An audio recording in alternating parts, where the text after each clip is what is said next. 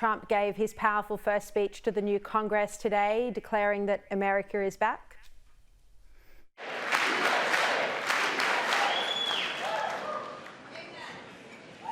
Six weeks ago, I stood beneath the dome of this Capitol and proclaimed the dawn of the golden age of America.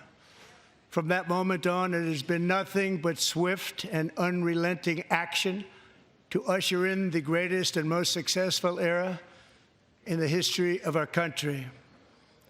We have accomplished more in 43 days than most administrations accomplished in 4 years or 8 years, and we are just getting started. Richo, it wasn't without its theatrics, and there were some who needed to be evicted during the address. What did you make of his speech?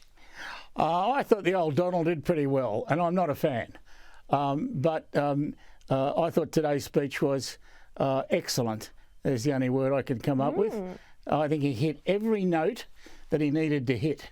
And that's not easy in a speech like that, because it's not.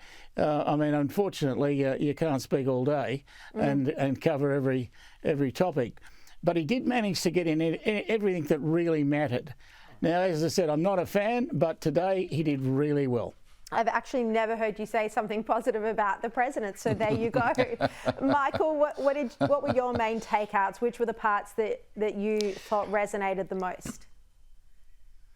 Well, I loved his reference to that 13-year-old boy, the cancer survivor, who'd always wanted to be a policeman, and he'd designated him a member of the US Secret Service. I mean, what an extraordinary touch.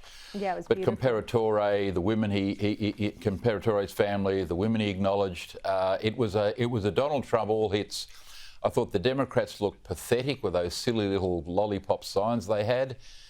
But what struck me most was the extraordinary coalition that Trump seems to be putting together. I mean, you look at all these greatest hits today, these are direct messages to the working middle class. The traditional base of the Democratic Party are now moving heavily to the Republican Party because all of the things they care about, he speaks about and he's doing. And the whole America First agenda, tariffs, bringing industry back to America, strong borders, strong communities, men and women, no men and women's sports, no American soldiers in the Ukraine, no funding to all of these strange, funding decisions, wasting government money. This is the greatest hits that the working class Americans love. Winning over the old Kennedy Democrats, Latinos, blacks. He is building a very, very powerful coalition, and it leaves the Democrats with sort of Hollywood actors, the extremely rich and, angry professionals. He's also of course, winning over big tech, big business, Joe Rogan. I mean, he's building an extraordinary coalition. That's what struck me most when I heard him speak and looked at the crowd.